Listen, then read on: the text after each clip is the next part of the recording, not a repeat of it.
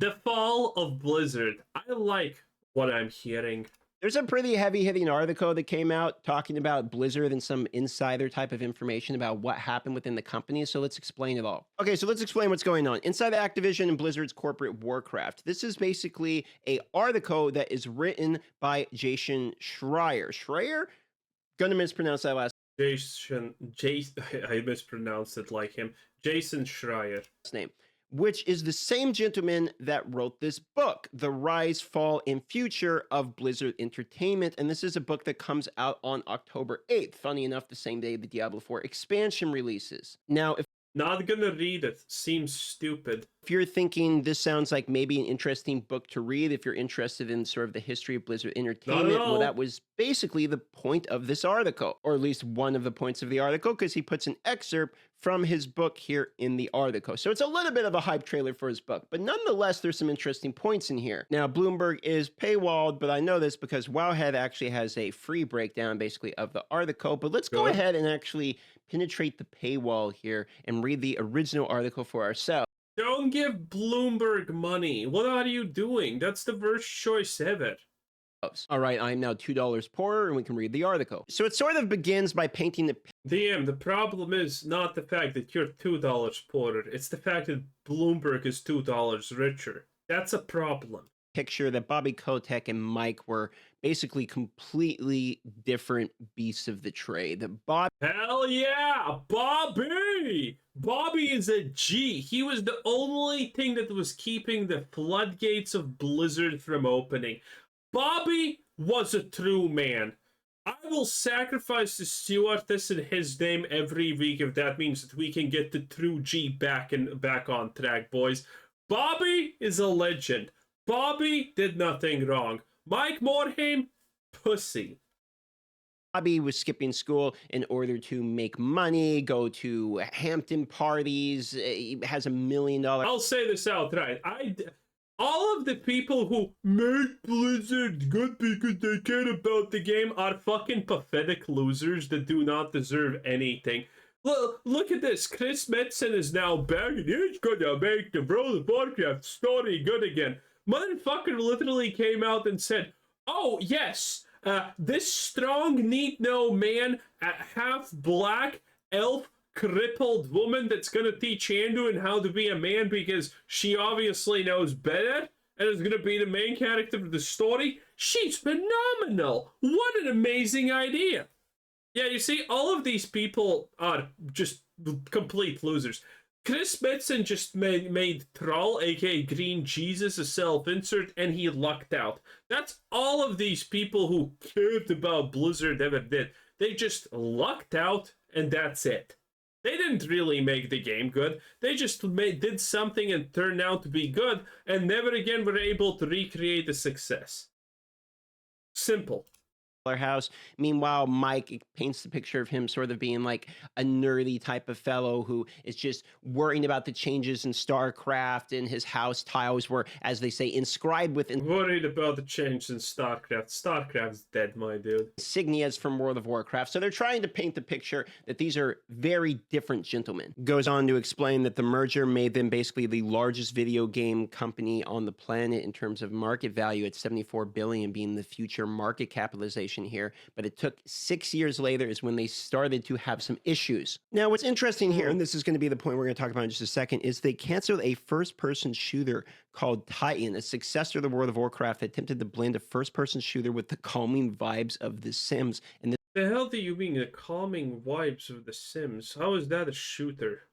Okay, but also an interesting thing that's happening here, they're gonna actually make a StarCraft shooter finally. Maybe Project Ghost is back on track after 20 years. this project cost them $80 million. And reportedly, this first-person shooter Titan was one of the things that Bobby Kotick actually cared the most about, and was part of the reason he wanted to go into the merger with Blizzard. Some of these things in this article are just funny. He's talking about how he was bragging about World of Warcraft to like Tom Brady. Now, they link back to a previous article from 2013. Yeah, that's what rich people do. They talk about the shit that they do. Yeah.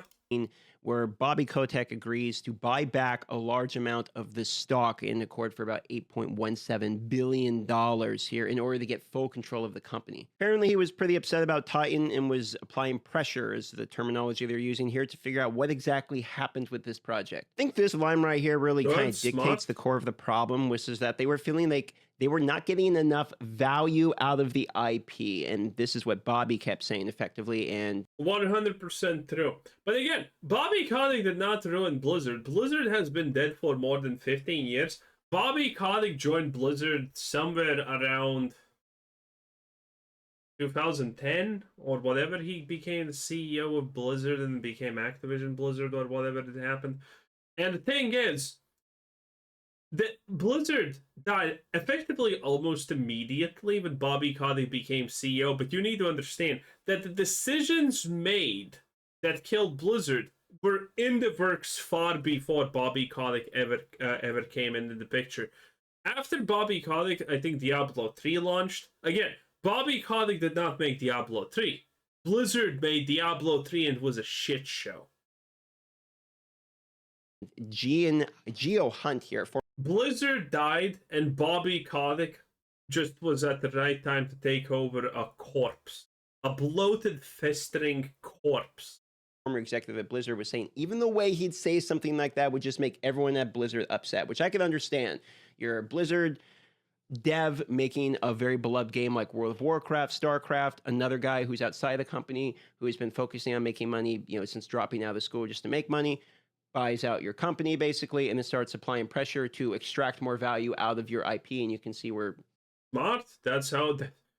This is why we got new games. This is why Blizzard didn't end with World of Warcraft, then StarCraft and Diablo. This is why we had other shit from Blizzard in the first place. Things would go downhill. And basically that's what this article says. Also, Bobby doesn't probably know what you even do in World of Warcraft. I have said this so many times. Bobby makes money. Yeah, that is what Bobby does.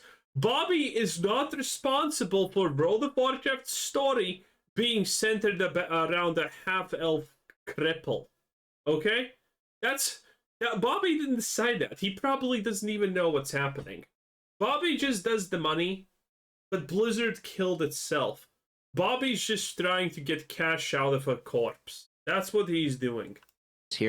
Was doing. Continued to go downhill from this point on. By 2021, you could see major PR issues that we've already talked about many times, not just myself, but they've, the public relation disasters. This is where you get the whole milk meme. Then we get the acquisition. Yeah, which people don't understand. I'm just going to speak on this a little bit, but trust me, no single man stole the breast bumps, okay? Women stole the breast bumps because they know how expensive that shit is. Men just sip the milk. That's it. That's what men did. But women stole the breast bump. Trust me. 100% factual. There is no other way that was. Acquisition from Microsoft for $69 billion. They had to pay out $54 million in the courts, and then Bobby Kotick steps down at this point. I think this quote right here is actually kind of what hits home. Blizzard's success, and they're talking about the previous success right at the launch of the company here, was the philosophy instilled in early days to value players above profits and to give every game as much time as it was needed. Basically, it will be ready when it's... Yeah, and this did not work out. Because Blizzard struck gold a couple of times, but after it kind of all went to shit real fast. Being ready when it's ready is technically still what Blizzard kind of does because they don't really release new games. What's the last new game that they released? Oh yeah, nothing. No, seriously, what is it? Hearthstone? Yeah, not great, is it? It's ready is what Blizzard used to say.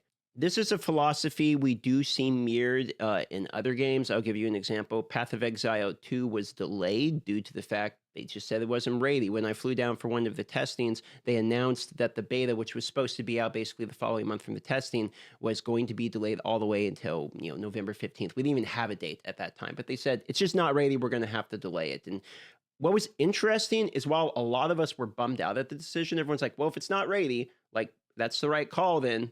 Yeah, it's understandable. And So this line of "it'll be ready when it's ready," I've actually seen firsthand people appreciate. You can make the argument Yeah, but also the people who were back at those days when Blizzard released games when they were ready, they're no longer there. They all have left a very, very, very long time ago and switched with people who are just, suboptimal trash to be kind. Diablo 4 took basically a year to become ready. I mean, have you seen the people behind Diablo 4? Do I need to remind everyone of the absolutely majestic Diablo 4 campfire where the level designers, yes, level designers of dungeons, the dungeons no one wants to go in because the levels are just completely horrible, atrocious, and no one wants to play them. Yeah, those ones. Those designers were two women, and both of them were lesbians. And they didn't talk about designing the game. They did not talk about their decision making. They literally talked about how great it is that they're lesbians. It was insanity. And everyone laughed at it because you could see that those people, those two women, had never played Diablo 4 in their lives. They got given fresh level 50 accounts, zero experience, world tier 1, and they only left clicked on creatures. And when they accidentally pressed other buttons, they got scared because they didn't understand what's happening. Your level designer doesn't even know what game they're playing. That's modern Blizzard without Bobby Kotick. A giant woke bonanza fiesta of shit. Bobby Kotick was the one that held the floodgates closed because the floodgates meant less money. And was probably released undercooked. But that's all a side point. I just thought it was an interesting, pretty good quote from this article here. And then we have Bobby's line here. Every game has the potential to be exploited every year across every platform. My man. So my question to you is, when you hear that, at what point do you start to feel exploited across every game and every platform? And Blizzard isn't really... None. Bobby Kotick is just talking about adding some shitty microtransaction that you have a choice to not buy. That's all he's doing. Trust me. Bobby Kotick is responsible for literally zero decisions made about how a game plays or works. Trust me. Bobby Kotick, again, he probably doesn't even know what World of Warcraft is about. Still. The only one that does this or did this or still does this or will do this in the future. It's actually kind of a lot of games. I mean, I was just playing Throne and Liberty, and while the game actually seemed like kind of fun, I mean, there's battle pass, leveling passes, microtransactions. I know. Yeah, we know it's Throne and Liberty. It's a Korean MMO, okay? I know that's the way these goes. I played Maple Story. I'm familiar, but it's every damn game these days. Basically kept spiraling this direction of profits first. They had an argument over their chief financial officer. Bobby Kotick wanted to bring in Armin Zerza, who Blizzard was pushing back on. Basically the same philosophy of OG Blizzard was like, value first to the customers, make a good game. OG Blizzard didn't exist at this point. It was already non-existent. Profits will come. It's ready when it's ready. And then you have Bobby Kotick after the merger is kind of shoving more financial bros down the throat of Blizzard than we got to where we are. Now, I'm skipping ahead a little bit here because I'm not just going to read like every little thing and paraphrase it. I do want to point out that this right here was another interesting point where Zerza, after joining the company, the guy that Blizzard kind of didn't want to have in there, he's in there and they agreed to have him. He asks, why are you running BlizzCon? Like, this is not a very profitable type of event. And Blizzard's trying to explain to him, well, maybe it's not profitable, but it engages customer loyalty, something you can't necessarily just... Customer loyalty is the dumbest thing I have ever heard in my life. If you have any loyalty against any company, I really think you're a retard. In fact, you must be a retard. There's no other way any single person with a working frontal brain cortex is ever going to be a loyal customer of anything. You know what you get for being loyal? Nothing. Nothing. Nothing. You just get problems. Don't ever be loyal to anything. BlizzCon doesn't matter. What are they? What's the point of BlizzCon? They can announce everything. Oh, BlizzCon, make a fucking live stream. Way down on the scale in terms of dollar bills. Like, this is how much people fall in love with a product. I mean, Blizzard has some of the most engaged or have. Everyone already has fallen in love with any Blizzard product ever. It's fine. You don't need more of that. Depending upon how you look at it, some of the most engaged, loyal fan base of any gaming company. I mean, in their hype of their days, they have go-to games for every genre. You're talking RTS with StarCraft and Warcraft. Arguably the best MMO ever made. I would say it's RuneScape, but for most people, it's probably World of Warcraft. They had games. I mean, you got the ARPG defining game of Diablo, obviously the game that this channel started from. So you have every single genre. It's just popping off. Is that a herbalism cape? You would think that you would listen to the people that have shown the ability to dominate basically in the market in every genre. But no, they're looking at the dollar bills, not the people. And this, the wanting to cancel the annual BlizzCon event, is a perfect example. You're bringing a finance guy, he looks at it, says this doesn't make sense money-wise, but meanwhile, it's... Yeah, it doesn't make sense. Also, not money-wise. Everyone already knows what Blizzard is. They're not going to get new loyal fans or customers or anything by making a BlizzCon. That's just not going to happen. It's an event, again, for the people. You're costing yourself some money to get some love back from the people. Before... That love is not worth it. Blizzard can just release a 5-second CGI cinematic and there you go. It does better. Zurza, the company was run by Blizzard lifers and video game enthusiasts, but the CFO brought a completely different mindset. Here's another good line. Kotick wasn't going to... These same video game enthusiasts literally made Shadowlands. to force Blizzard to release games before they were ready, but his message was consistent. Blizzard was letting his players down by not delivering game content more often. But for Mike and his inner circle, these demands were contradictory. Kotick celebrated when Blizzard produced a new hit, but failed to grasp what it took to create one. So what happens when you're somebody who's focused on finances first, but you have a failure to understand your product? You get promoted. Not much. Yeah, you get promoted, obviously.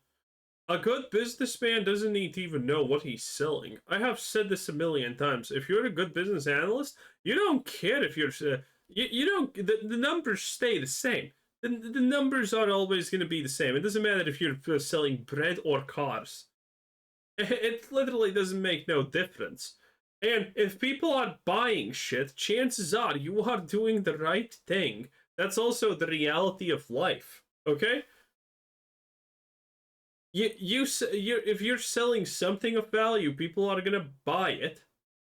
Now, we can be pissed about World of Warcraft all we want, but the average normie still kind of buys all of this slop anyway. We're just mad because World of Warcraft is now this super beyond reasonably casual thing that we don't care about, and it has 15 billion catch-up mechanics and the story is literally gay. Yeah, we don't like it, but that doesn't mean that the average player who is a slop eater is not gonna buy everything. So Zurza got promoted to COO, and at that point they decided to expand, and they expanded into esports of all things. And this is actually something that basically the merger could agree on. This is an enthusiast point of view. Let's focus on making gaming more interesting, add some competition to it. Yeah, and guess who fucking failed? Look at that. The money people understood that an esports event would probably be really good, and it was. Overwatch League was a huge thing. But guess what happened? The fucking game enthusiasts literally killed it. They literally just murdered it. They completely destroyed Overwatch's competitive chances because they could not understand and balance champions correctly. The meta was literally just two sides staring at each other and no one dying because there was too many shields, tanks, and heals. And, you know, matches...